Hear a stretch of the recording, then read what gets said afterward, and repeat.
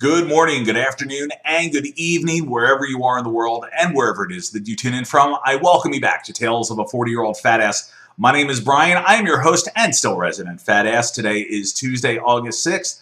I am 5 days post-surgery for my vertical sleeve gastrectomy, and I am 10 days past the last time I had any real food in my system.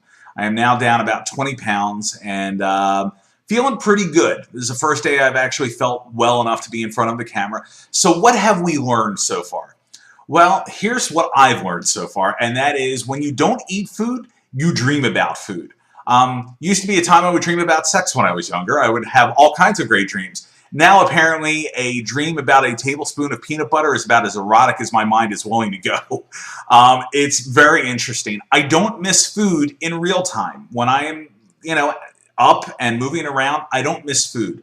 I'm no longer hungry, and that's a good thing. However, my mind has not come to Jesus with that yet, and it's been a very interesting process because when I wake up, there's that instantaneous of, oh wow, you know what, a tablespoon of peanut butter would be really good right about now, and then I realize you can't have it. And it's like any other dream. Like most dreams aren't going to come to fruition in reality, and right now, that's really no different.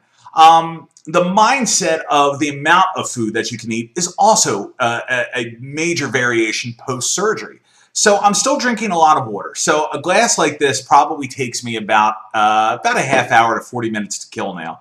My breakfast, which is a protein shake to make sure that I'm still getting the proper amount of proteins in my system while I am in this full liquids portion of the recovery. And this goes on for another 11 days. You realize very quickly that a sip pre-surgery and a sip post-surgery are two very different things, and it can get you sick quickly. You know, a glass of water like this I could have downed in 2 seconds before, and your mindset has not really changed. Your body, however, is very quick to tell you, not so fast. If you keep doing this shit, I'm going to back up everything on you. And that hasn't happened yet, luckily.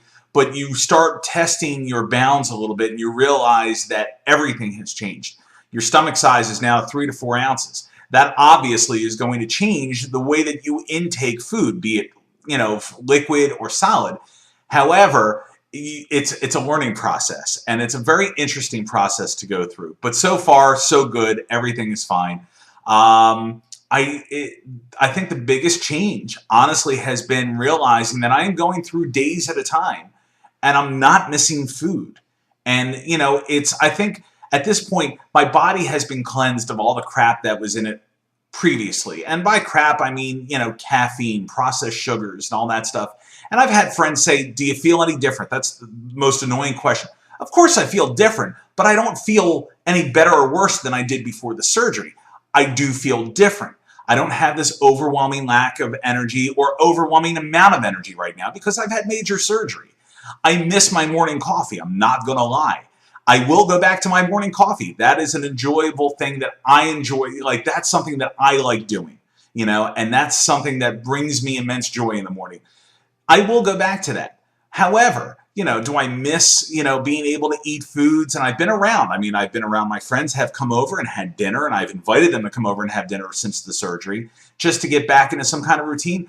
I didn't sit there and look longingly at the food like I have in the past during a diet because I realized I don't miss it. It looks good, it smells good, but I'm not craving it. And that's where the difference lies. That's the difference between every diet that I've gone through and what I'm going through right now post-surgery. And it's a bit of a mind fuck, but it's a good one. And it's one that I'm willing to take. So that's where we're up to now.